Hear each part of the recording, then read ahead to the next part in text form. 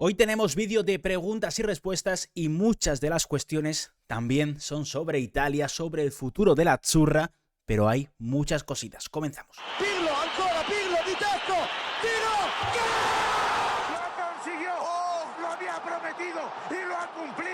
¿Qué tal, chicos? Bienvenidos a un nuevo vídeo, bienvenidos al canal. Hoy tenemos preguntas y respuestas. Hoy voy a contestar a muchas de las cuestiones que me habéis dejado en el canal estos últimos 2-3 días y hay muchísimo que comentar. Muchos de vosotros me habéis preguntado de nuevo sobre Italia, aunque sacamos vídeo en el día de ayer para analizar los dos primeros partidos de Gennaro Gattuso. Es verdad que Noruega no nos lo está poniendo fácil. Ese 11-1 que le ha metido a Moldavia nos hace mucho daño porque, recordemos, es diferencia de goles general para desempatar, por lo que no bastaría con ganar 4-0 en el último partido a Noruega para recuperar la diferencia de goles particular, porque lo que seguiría desempatando en caso de victorias de los dos equipos en todos los partidos que quedan sería el average general. Y ahí, evidentemente, sobre todo tras ese 11-1, Noruega tiene una ventaja muy amplia sobre Italia. Pero bueno, ahora lo comentaré en alguna que otra cuestión que me habéis dejado. Chicos, ya sabéis que me tenéis que dejar aquí debajo preguntas para próximos vídeos de preguntas y respuestas que hagamos. Mañana voy a traer una tier list que tenía ganas de hacer, así que muy pendientes. Y nada, suscribiros al canal, activar la campanita, darle like a este vídeo. Y oye, he leído que hay que hypear los vídeos, que ahora incluso es más importante dar al botón de hypear de aquí debajo que al botón de like. Así que, chicos, no sé, porque no lo he usado en mi vida, dar al botón de hypear, por favor, aquí debajo, ¿vale? Que os sale y es totalmente gratuito para que así este vídeo pues sea recomendado a más gente, a gente que no le gusta el calcio. Hay que atraer hacia nuestros tentáculos a gente a la que no le gusta el fútbol italiano porque, oye, el calcio es el calcio y una dosis de calcio a la semana nunca le viene mal a nadie. Bueno, tengo muchas preguntas y si os parece nos ponemos ya con ellas. Empezamos. Cuestión, he puesto aquí para que se vea un poquito más grande, ¿vale? De TRGT808. Hola Irati, ¿qué viaje por el desierto más largo sin alguien que hablara del calcio? Luego el fin de soy calcio. Gracias por el esfuerzo y enhorabuena por el bebé que está a punto de llegar. Muchas gracias, está a punto de llegar, todavía seguimos aguantando. Bueno, sigue aguantando ella, la verdad, bueno, no quiere salir por ahora. Mi pregunta, ¿qué te parece el fichaje de Andy Diouf por el Inter? En cuanto al jugador en sí, el movimiento considerado la necesidad de que había que fichar defensores. ¿No era mejor traer a Solet por casi el mismo precio? Bueno, recordemos que el Inter pagó unos 20 millones por Andy Diouf al Lens, todo después de la venta de Christian Aslani al Torino. Yo no lo conocía a Diouf, más allá de oídas. Es verdad que le pregunté a un Rubia y me dijo que el potencial es muy grande, que es un jugador muy dominante, pero que falla de forma estrepitosa en la toma de decisiones. Cuando tiene que llegar al balcón del rival no sabe muy bien qué hacer con la pelota, ¿no? Entonces lo puede mejorar, evidentemente, pero era el gran punto de ver. O sea, no es un fichaje, o sea, no es un jugador de primerísimo nivel, ni mucho menos. ¿Lo puede llegar a ser? Bueno, el tiempo lo acabará diciendo. El caso es que, evidentemente, visto en perspectiva, pues sí, seguramente hace falta un central, que es una pregunta que vamos a relacionar con otra que hay después, pero creo que debían ser fichajes independientes. Creo que el fichaje de Diouf puede estar bien tirado porque primero reemplazas hombre por hombre con Aslani, es verdad que es un perfil completamente diferente, pero no tenías ese tipo de futbolista todoterreno físico en el centro del campo. ¿Era Diouf la mejor opción? Pues sinceramente no lo sé, quizás había otros mejores jugadores por un precio incluso inferior, pero fue al que recurrieron Piero Ausilio y compañía. Pero en mi opinión, con lo que el Inter ha ingresado a las últimas temporadas, finales de Champions, Mundial de Clubes, ventas que ha hecho, podía haberse esforzado en, además de fichar a Andy Diouf, fichar a un central, sin contar el intercambio a Kanji Pavard, por supuesto. Pero bueno, ahora como os digo, vamos a comentarlo en otra pregunta. Pero bueno, yo creo que el fichaje de Diouf en sí mismo puede tener sentido, aunque vamos a ver el uso que le acaba dando Kibu. Pregunta de Otto José Andrés Morillo. Con las actuaciones de Modric y de Bruyne con su selección, ¿qué piensas ahora que puedan aportar realmente en la Serie A? Dejándolo a sus edades. Saludos desde Venezuela. Bueno, yo es que nunca he dudado de que puedan aportar. O sea, esa pregunta es para otros. para los que han pensado que porque De Bruyne tiene 34 años y Luka Modric acaba de cumplir 40, venían a jubilarse. Sinceramente, creo que hay futbolistas y futbolistas, y creo que el rendimiento reciente de Modric en el Real Madrid y De Bruyne en el Manchester City hablaba por sí solo. Es cierto que De Bruyne no venía de su mejor temporada en el City, tampoco el conjunto del City venía de su mejor campaña y sigue sin estar en su mejor momento el equipo de Pep Guardiola. O sea, no estaba en esa situación por el bajón de Kevin De Bruyne. Y después, Luka Modric sí es cierto que estaba siendo suplente en el Real Madrid, pero siempre que salía a jugar, en mi opinión, nunca desentonaba. Incluso había voces que pedían que, pese a su edad, uno tenía que quedarse una temporada más en el Real Madrid porque no tienen un jugador que replique a Luka Modric. Dos, debía haber tenido más minutos.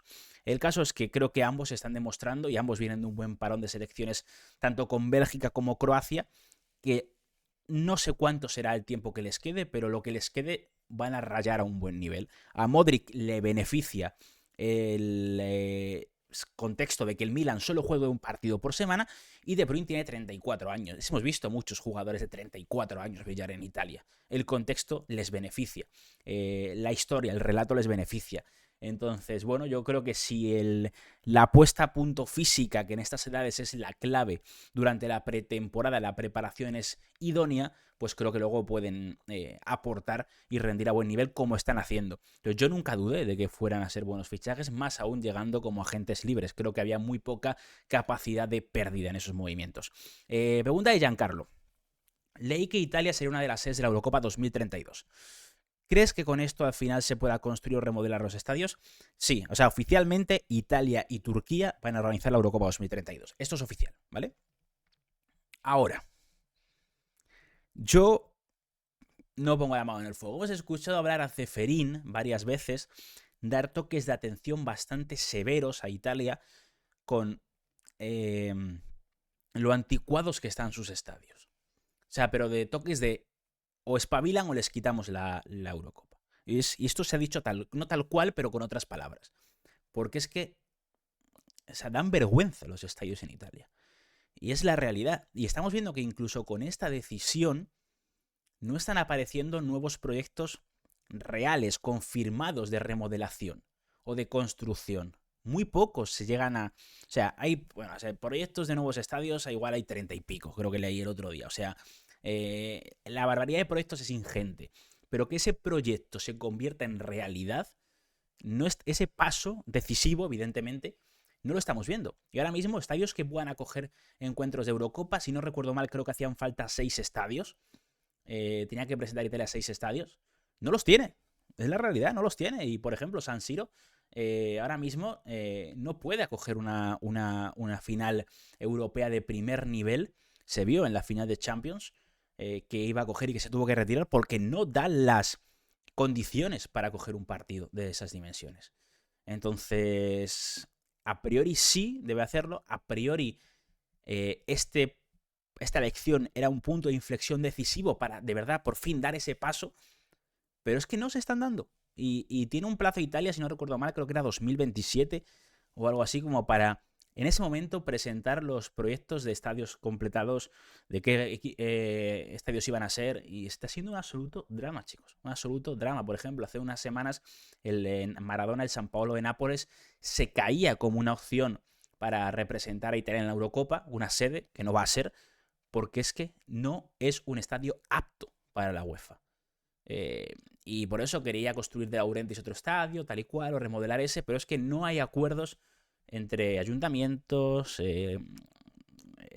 regiones y clubes. O sea, está siendo realmente criminal. Entonces, yo sinceramente, esto es oficial, que Italia va a organizar parte de la Eurocopa 2032, pero la otra parte, que sería que se la quitaran, a mí sinceramente no me extrañaría nada. Pero bueno. Pregunta de Santiago. ¿Cómo ves el fichaje de Noah Lang por el Napoli? Bueno, a ver, sinceramente, creo que el Napoli se ha gastado mucho dinero en dos suplentes como David Neres y Noah Lang. seguramente estemos hablando de más de 50 millones de euros sumando ambos fichajes en dos futbolistas que están siendo suplentes claros. Evidentemente, alguno podría pensar en perspectiva que cualquiera de estos dos jugadores le iba a quitar el puesto a Mateo Politano, pero la realidad es que a Politano no lo saca del 11 prácticamente nadie, ¿no? Pero bueno, son fichajes para complementar. Ambos están detrás de Kevin De Bruyne ahora mismo. Ambos pueden dar el salto titular en algunos momentos determinados, lesiones, tal y cual. Pero mi sensación es que sí, son revulsivos muy interesantes, pero creo que el Napoli se ha gastado mucha pasta en revulsivos. Seguramente más de la que yo invertiría.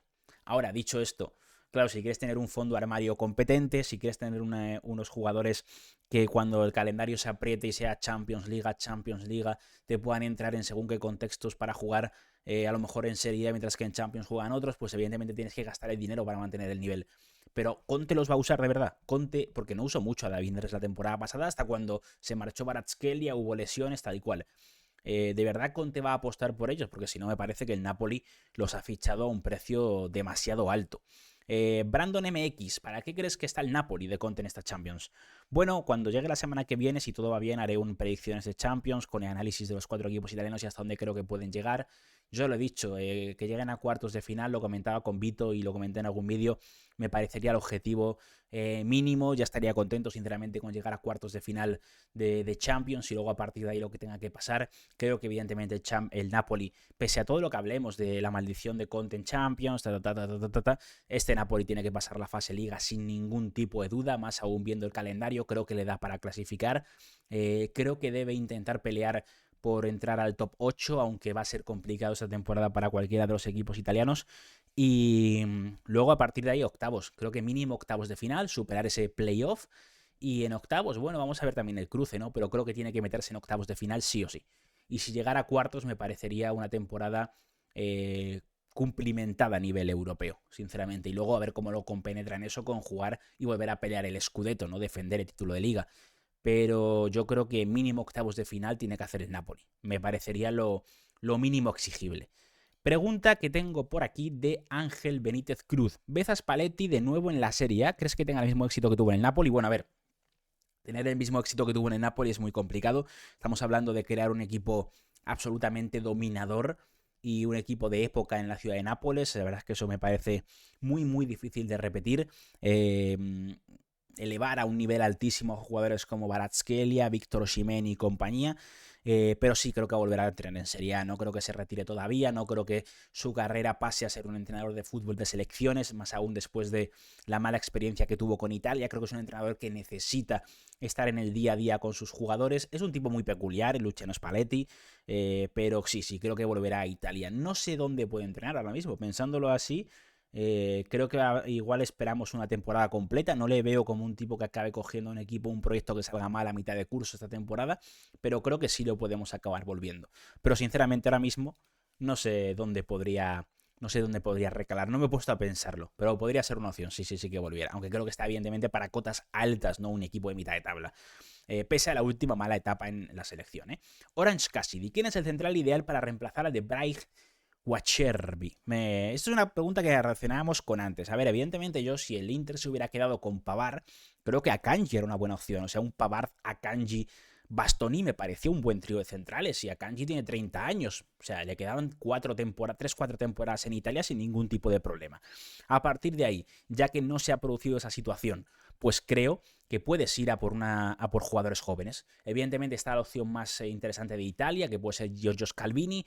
Es verdad que Scalvini está jugando más como perfil diestro, aunque eso te puede llevar a Kanji a la posición de central por el centro, ¿no? Y tienes a dos perfiles súper ofensivos y que siempre ¿cómo se dice?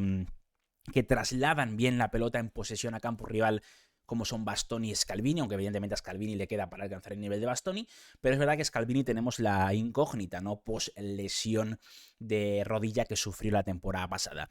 Luego es verdad que se habla mucho de Pietro Comuzzo, pero yo a Comuzzo todavía me queda por verle un poco más y no soy fan 100% de Pietro Comuzzo, pero me está gustando mucho en este inicio de temporada y me gustó mucho la temporada pasada en Serie B, un ex de la Juve, como Muaremovic, el chico del Sassuolo. Así que quiero ver esta temporada bien a Muaremovic en Serie A, porque creo que puede ser, si está a la altura de lo esperado y de cómo ha empezado la temporada, que le ha empezado dentro de lo mal que está el Sassuolo, que ha encajado 5 goles, ha perdido 2 partidos, creo que ha sido de lo que más me ha gustado y tengo muchas ganas de verle con continuidad. Mucha gente dice Solet. Yo es que no soy tan fan de Solet, sinceramente.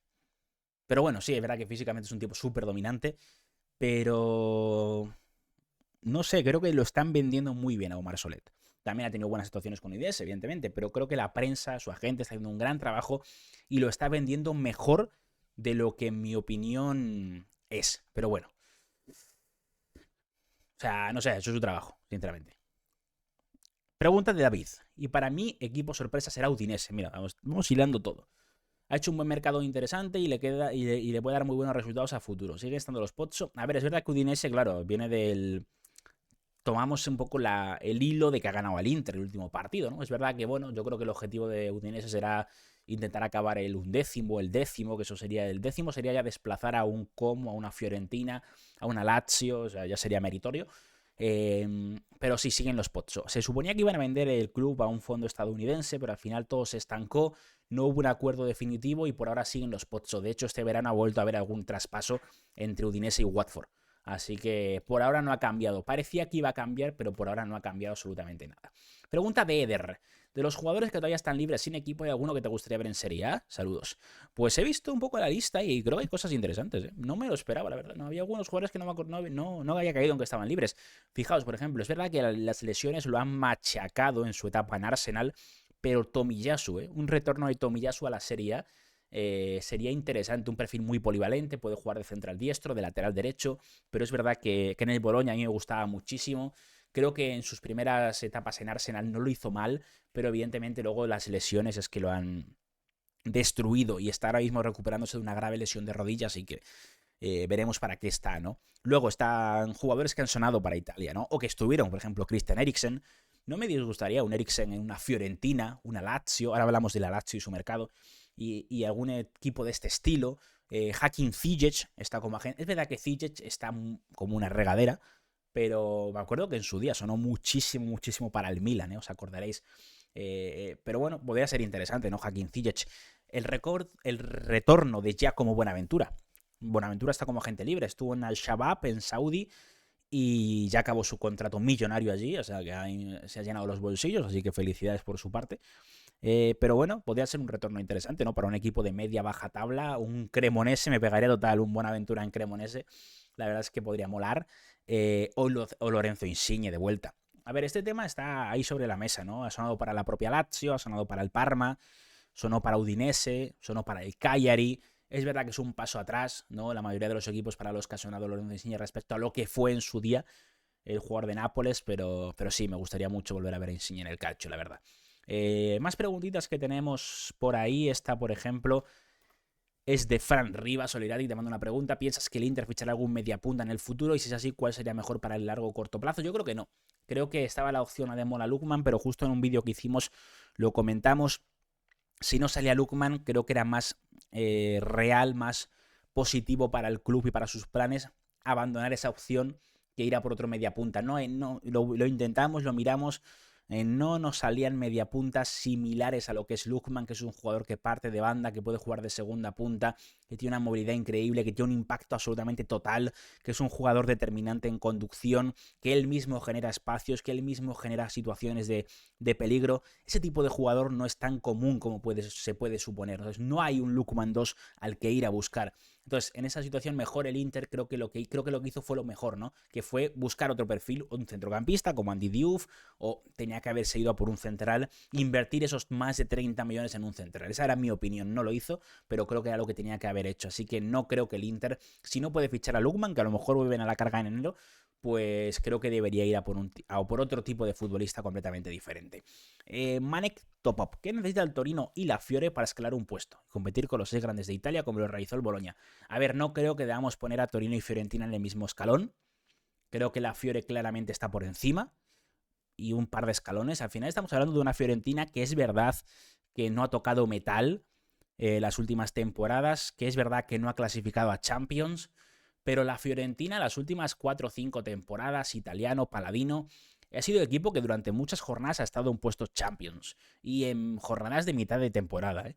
Y es un equipo que ha perdido 2 finales de Conference, ha llegado a otra semifinal de Conference, ha perdido finales de Copa Italia. Es decir, creo que está muy por encima de lo que ha hecho el Toro. Y está por encima de lo que ha hecho el Bologna. Es verdad que el Bologna tuvo una temporada buena, que se metió en Champions con Thiago Motta. Es verdad que ganó la Copa Italia. Pero creo que el Bologna quiere ser la Fiorentina, me refiero. El Bologna quiere ser un equipo que esté de forma habitual en las conversaciones. Y la Fiore lo está, aunque sea el último de la lista de los equipos de los que hablamos para ser candidato a Europa, siempre está la Fiorentina como un candidato a Europa. Y el Bologna ahora mismo lo está, y evidentemente tiene un proyecto que sinceramente a mí me ilusiona más que el de la Fiorentina. Pero ¿va a ser capaz de mantenerlo en el tiempo como si ha hecho la Fiore? Bueno, creo que a la Fiore le queda... Está en un proyecto interesante de remodelar el estadio, veremos cuando lo acabe, veremos hacia dónde lleva ese punto, tiene un centro deportivo de primerísima generación, pero le está faltando acertar con fichajes, le está faltando, creo, retener a algunos jugadores de primer nivel y a partir de ahí pues veremos, ¿no? Si es capaz de volver a ser un equipo que aspira a competición europea o que simplemente que quede un poco en el imaginario colectivo como éxito porque gane un título, porque es verdad que también el hecho de haber perdido 3 finales con Italiano, pues no ayudó, ¿no? O sea, mala suerte también en algunas de ellas, otras fueron pecheadas, pero bueno, pues oye, una pena, pero lo que hubiera cambiado la historia seguramente si hubiera ganado, por ejemplo, esas 2 finales de Conference. No estaríamos hablando de un equipo cuyo proyecto no nos ha terminado de gustar, porque sí seguramente nos hubiera gustado más de lo que estamos diciendo, ¿no? A ver, una pregunta larga. Ya me habéis dejado aquí un cito 573. Hola Irati, te deseo lo mejor para tu familia con el pronto nacimiento de tu hija. Muchísimas gracias, chicos, por decirlo a todos los que me dejáis mensajes, sois gigantescos. 2 preguntas. La primera es, ¿hay alguna razón o explicación del por qué ya no vemos jugadores juveniles talentosos o que generen expectativa en Italia? Si tiene que ver con una cuestión de que se les da prioridad a jugadores extranjeros o no se trabaja adecuadamente, y también la falta de identidad de Italia, que siempre fue una nación que dio talento en todas las líneas, en defensa, medio, delanteros, y que hoy solamente se destacan 2 arqueros y algunos defensores. Entiendo que hay buenos jugadores y una edad madura de 24-30 aproximadamente, pero la próxima generación está tardando en aparecer. La última gran aparición fue la de Zaniolo, que se fue a pique por lesiones y ya llovió bastante. A ver, es verdad que también Italia ha tenido mala suerte en el punto en que los 2 grandes talentos, Chiesa y Zaniolo, ambos se han roto la rodilla. Y Zaniolo 2 veces, o sea, para fastidiar un poquito más. Entonces, joder, es verdad que no han venido los mayores talentos del fútbol mundial en Italia en las últimas temporadas, pero para 2 jugadores que ilusionaban que aparecen, también la mala suerte les golpea, ¿no? Ahora os comento, ahora ampliamos un poco lo del tema juvenil, ¿vale? Tengo unos gráficos que quiero enseñaros, pero la segunda pregunta es que está un poco relacionada con la primera. ¿Será porque el abismo que hay entre Serie A y Serie B, a diferencia del resto de ligas donde se fichan mucho en la segunda división italiana, no están así? No, a ver, yo el tema de los abismos, que lo sé por dónde va un poco más el resto, lo he leído antes, no creo que haya tanto abismo entre Serie A y Serie B como puede haber en otras competiciones. Sinceramente, creo que se repite mucho en las segundas divisiones. Bueno, en la Premier lo estamos viendo, o sea, mayor abismo que entre Premier y Championship, aun fichándose y habiendo mucho dinero en Championship, ha quedado patente en las últimas temporadas. Es casi imposible ascender desde Championship y mantener la categoría en Premier. En Serie A sí hemos visto equipos que son capaces de mantener la categoría.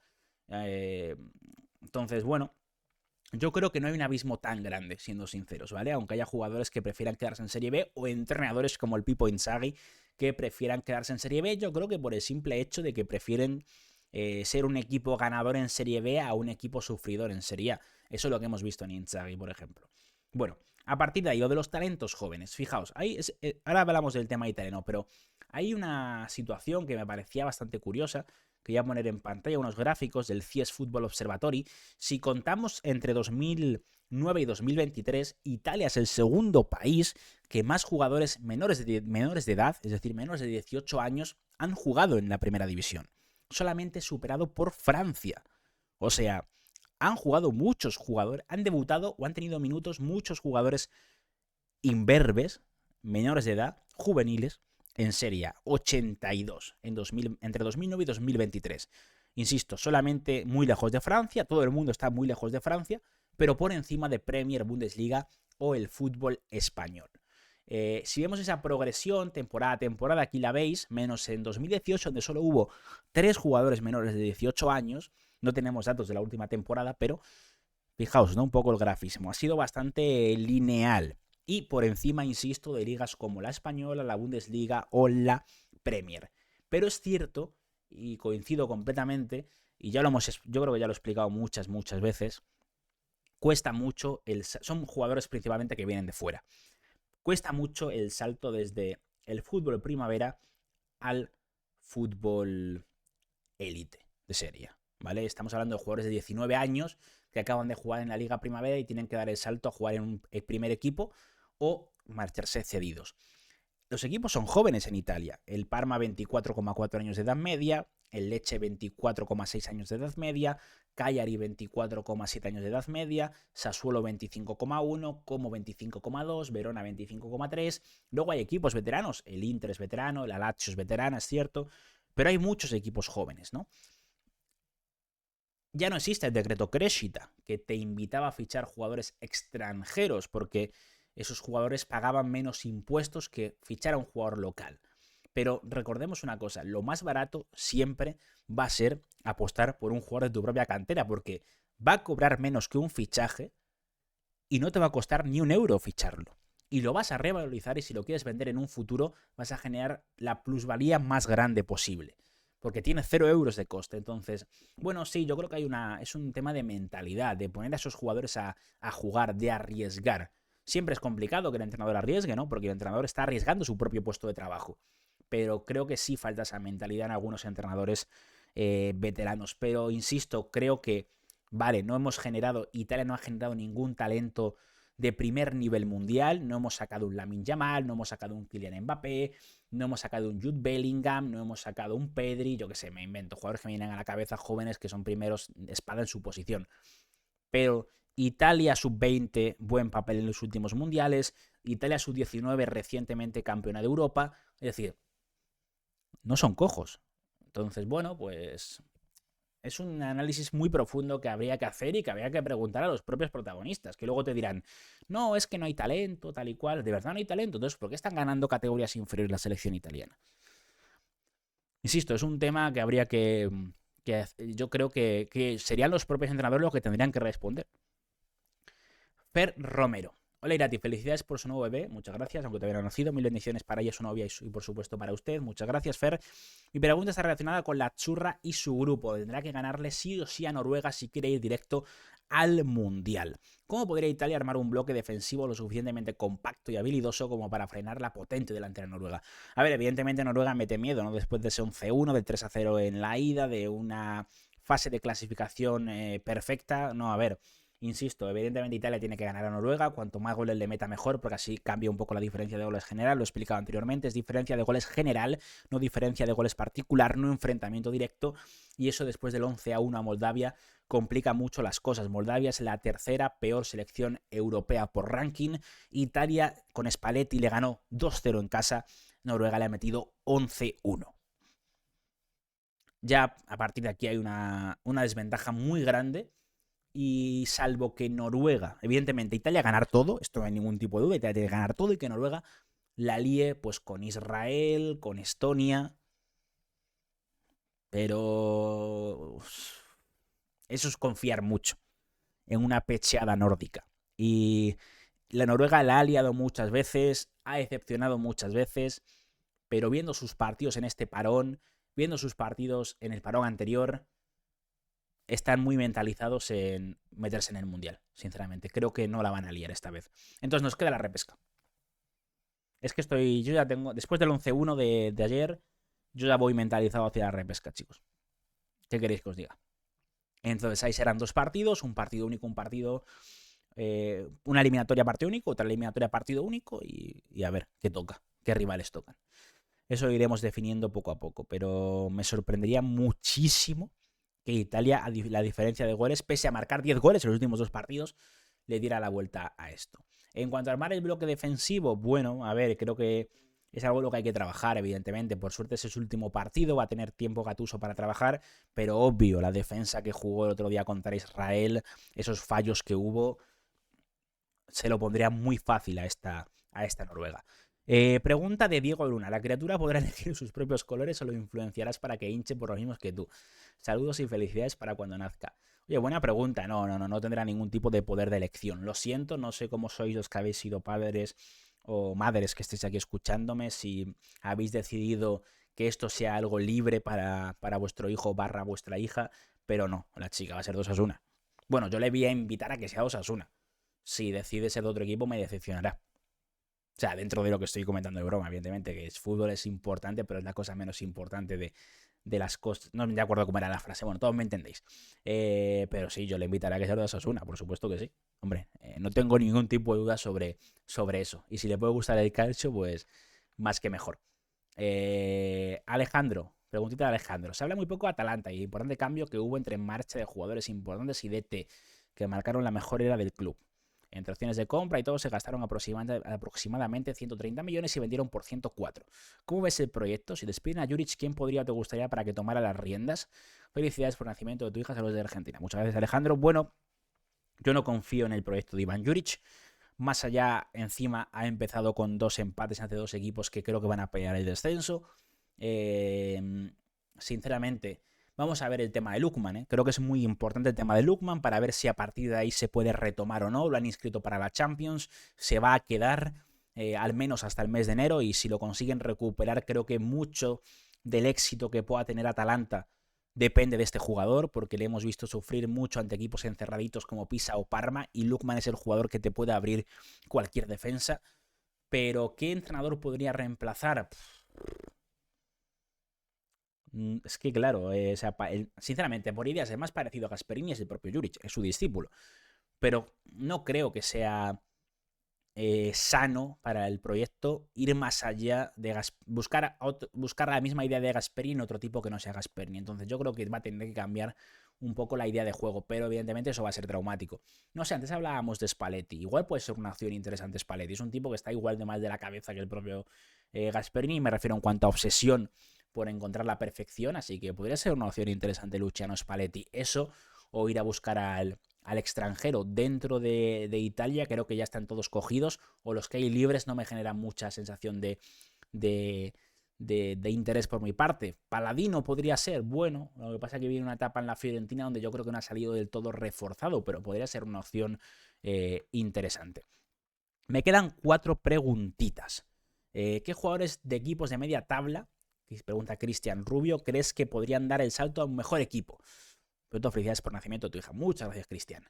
Pues me he apuntado varios por aquí, como por ejemplo, claro, es que dar el salto, a ver, y media tabla, ¿qué es media tabla? ¿No? El cómo ya no lo considero media tabla, creo que es una tabla alta.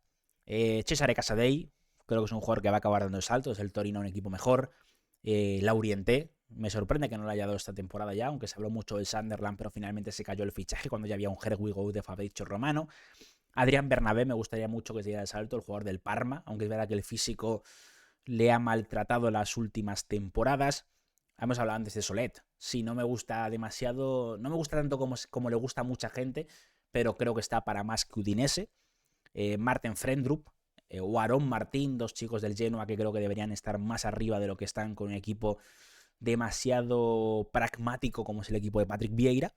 O Jerry Mina, Fijaos, voy a decir Jerry Mina porque creo que está en el Cagliari rendiendo a un nivel bastante superior de lo que ha mostrado. No sé para qué podría estar, porque en su día lo fichó la Fiorentina y no jugó apenas en Florencia, pero creo que tampoco estaba a su mejor nivel físico. Lo ha alcanzado en Cerdeña y creo que se ha convertido en uno de los mejores centrales de la zona media-baja de la clasificación. Pregunta de Pedro. Oye, tiene enhorabuena por tu canal y sobre todo por tu paternidad. Muchas gracias, Pedro.